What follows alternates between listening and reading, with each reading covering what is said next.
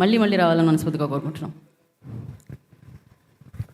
ఈ సినిమాలో నటులే కాకుండా, తెలుగు యాక్టర్స్ నటులే కాకుండా సాంకేతిక నిపుణులు అందరూ కూడా తెలుగు వాళ్ళే.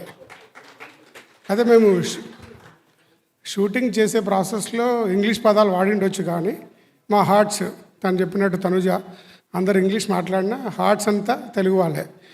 సో పదప్రయోగం కావచ్చు, ఈ సినిమాలో హాస్య ప్రయోగం కావచ్చు, సో అది అద్భుతంగా ఉంటుంది.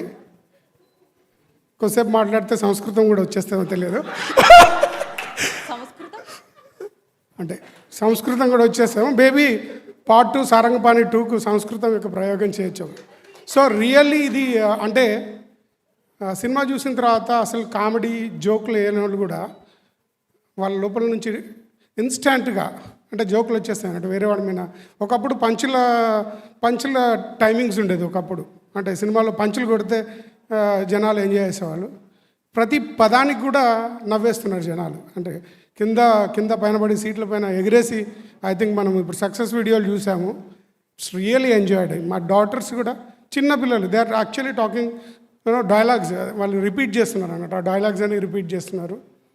అండ్ ఐ హర్డ్ సంథింగ్, అంటే కొంతమంది తెలిసిన దగ్గర నుంచి వచ్చిన వాళ్ళు అంటే కొద్దిగా ఆరోగ్యం బాగాలేక, సరే ఈ సమ్మర్లో కొద్దిగా బాగా సఫకేటింగ్ ఉండి ఆయన సినిమాకు ఇన్వైట్ చేసిన కొంత సినిమాకి వచ్చిన వాళ్ళు చాలా రోజుల తర్వాత అసలు వెళ్ళాలా వద్దా అనుకున్న టైంలో చూసిన వాళ్ళు ఏంటంటే వాళ్ళ మెంటల్ బ్లాక్స్, ఆ హెల్త్ కూడా మొత్తం ఇది అయిపోయి the really feeling over excited, అంటే హ్యాపీనెస్లో మాట్లాడేస్తున్నారు. అది I think over the night ఒక 2-3 అవర్స్ ఆ స్మైల్స్ అలాగే ఉండిపోయినాయి. I think this movie must watch for everyone. అంటే ఇప్పుడు తెలుగులోనే ఉంది, తర్వాత తెలియదు ప్రొడ్యూసర్ గారు అన్ని లాంగ్వేజ్లో రిలీజ్ చేశారేమో. ఇది పాన్ ఇండియా సినిమా కాకపోవచ్చు, కానీ తెలుగు వాళ్ళు ఖచ్చితంగా చూడాల్సిన సినిమా ఇది. చూడండి, have a fun, don't miss it. If you are missing this movie, మీరు నిజంగా ఏదో మిస్ అవుతున్నట్టే. Okay, Sarangapani Jathakam must watch it. With the success I think will come with the second version later.